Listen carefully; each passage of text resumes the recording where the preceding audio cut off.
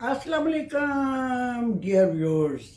जी, आपके दिल में पहला ख्याल ये आया होगा कि आज आपकी जानी मानी कौकब ख्वाजा इतनी ड्रेसअप होके कैसे व्लॉग बना रही हैं। जी हाँ, आपको पता है ना कि जब किसी तकरीब में हमें जाना हो तो मैं अपने हब्बी से कोई 20 मिनट पहले तैयार हो जाती हूँ। कितनी भी कोशिश करूँ कि मैं लेट हूँ, नहीं हो पाती हूँ। और वो कितनी भी कोशिश करे कि मेरे से पहले तैयार हो जाएं, वो नहीं हो पाते। कुछ ये हमारा इस तरह का कोई प्रोग्रामिंग है। जी हाँ। तो मेरे पास टाइम था, वो भी तैयार हो रहे थे, तो मैंने कहा मैं क्यों ना अपने डियर व्यूअर्स के साथ कुछ गपशप लगा लूँ। जी, कुछ वीडियोस मैंने बनाई हुई हैं, जैसे हमारी गार्डनिंग क्लास है, हर महीने एक क्लास होती है, मीटिंग होती है, क्लास तो मैं नहीं कहूँगी, मीटिंग होती है, जिसमें डिफरेंट गार्डनर्स आते हैं। कभी कोई ख़वातीन होती हैं, कोई मेल हजरात होते हैं, तो वो गार्डनिंग के बारे में लेक्चर देते हैं, कुछ एक्सपेरिमेंट्स बताते हैं, टिप्स देते हैं गार्डनिंग के पौधों के बारे में। तो इस तरह हमारी जो इस महीने की हुई वो मैंने रिकॉर्ड तो कर ली, लेकिन उसकी इंट्रोडक्शन मैं नहीं दे पाई, डायरेक्ट मैंने वो रिकॉर्ड कर दी। जी, जब वो चलेगी तो आप समझ जाइए कि उसमें एक खातून जिनका नाम कहकशां ख्वाजा है, वो एक शरबत के बारे में बता रही हैं। फिग्स का वो शरबत है जो सबसे पहले उन्होंने जो वेलकम ड्रिंक हमें दी वही था। मज़ेदार तो था ही, मीठा था, लेकिन उसकी खुशबू बड़ी अच्छी थी। तो मैंने जब ये पूछा कि ये किस चीज़ का है, तो उन्होंने बताया कि फिग्स के पत्तों का। मैंने कहा है, फिग्स के पत्तों का, हाउ स्ट्रेंज। तो मैंने उनसे रिक्वेस्ट की कि कक्षा आप क्लास के बाद यानी मीटिंग के बाद आप ज़रूर बताइएगा, क्योंकि उसकी अफादियत बहुत है। इस फिग के पत्तों के शरबत की अफादियत बहुत ज़्यादा है, जिस्म के दर्दों के लिए, आर्थराइटिस के लिए। मैंने नेट में भी पढ़ा है, फिर नेट का एक छोटा सा जो है ना राइटअप, वो भी मैं आपको सेंड करने की कोशिश करूँगी, आप उसमें पढ़िएगा। तो उन्होंने वो रेसिपी बताई फिग्स के पत्तों के शरबत की। जी हाँ, क्योंकि इससे पहले मैं उसको डिटेल में बता नहीं सकी थी, तो इसलिए मैंने सोचा कि मैं आज के व्लॉग में आपको ये शेयर कर दूँ। उसके अलावा कुछ और वीडियोस मैंने बनाई हुई हैं जिनके बारे में मैं कोशिश करती हूँ कि उनके साथ मैं कुछ इंट्रोडक्शन वगैरह भी दे दूँ।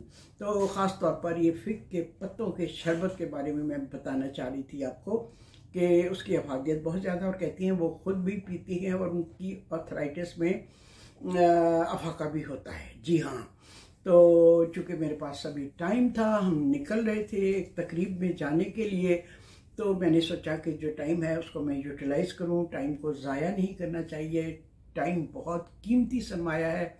एक दफ़ा जो हाथ से निकल जाए तो फिर दोबारा वो वापस नहीं आता, इसलिए टाइम की जितनी भी कदर करें उतनी कम है। और मेरा तो दिल चाहता है कि टाइम को मैं फुल्ली यूटिलाइज करूं, उसको किसी न किसी पॉजिटिव काम में टाइम को मैं अपने खर्च करूं, उसको मैं ज़ाया ना करूं। और मैं जब पीछे मुड़ के देखती हूं तो मेरे दिल को इतना सुकून मिलता है, इतनी फुलफिलमेंट का एहसास होता है कि मैंने अपनी ज़िंदगी में टाइम को कैसे यूटिलाइज़ किया, क्या क्या अचीवमेंट मैंने हासिल की, और बहुत सारी चीज़ें तो आपके सामने ही हैं। आइंदा मैं कभी किसी भी व्लॉग में आपसे मैं शेयर करूंगी। आजकल शादियों का मौसम है, ढोलकियों का मौसम है, मेहंदियाँ हो रही हैं, इस तरह की चीज़ें हो रही हैं, और मैं ये सब ऑब्ज़र्व कर रही हूँ। मैं अपने हब्बी से कह रही थी कि हमारे ज़माने में क्या तरीका रवाज था जब हम यंग थे, जब हम बच्चे थे, क्या देखा करते थे शादियों के मौके पे, जब बड़े हुए तो क्या देखते थे, और अब हम बुजुर्गी की दहलीज पर कदम रखते हुए हम जो ज़माने के देख रहे हैं चेंजेस, वो भी मैं सब एक दिन सोच रही हूँ कि एक व्लॉग बनाऊं, और उसमें मैं ये सारे जो है ना ये मैं आपके सामने, आपने भी यकीनन नोट करते होंगे। ये तो हो नहीं सकता कि कोई बंदा नोट ना करे, कोई बोले ना तो वह अलग बात है, लेकिन नोट तो आप भी ज़रूर करते होंगे। तो कभी इस पर बात करेंगे, अच्छा मज़ा आएगा। आजकल भी बहुत अच्छा है, आजकल दुल्हनें जितना अपनी शादी को एंजॉय करती हैं, एक टाइम था कि उसका तस्वर भी नहीं था, रोती धोती दुल्हनें रुखसत हुआ करती थी। हम तो ये देखा करते थे, अपने बचपन में भी देखा रुखसती का मंजर, ओ माय गॉड, हर कोई रो रहा होता था। तो चलिए डिटेल में फिर किसी वक्त बात करेंगे। इस वक्त मेरा ख्याल है मैं पता करती हूँ कि मेरे अभी जो है किन मराहल में है तैयारी के। तो उसके बाद फिर सबसे पहली बात मैंने कहकशां ख्वाजा के शरबत के बारे में बतानी थी कि पत्तों से वो किस तरह शरबत बनाती हैं। वो आप खुद उनके व्लॉग में, उस व्लॉग में सुन लीजिएगा।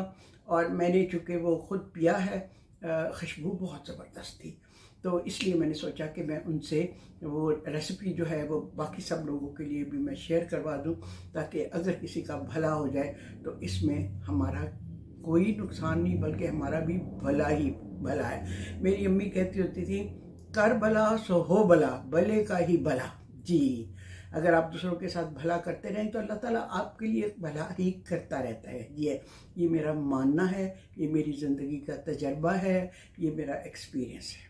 जी हाँ, मैं जो बात आपसे करती हूँ वो अपनी ज़िंदगी के एक्सपीरियंस के हवाले से करती हूँ। जी हाँ, ओके, चलिए अब चलते हैं जी हम तकरीब में। और अब मैं आपसे इजाज़त चाहती हूँ।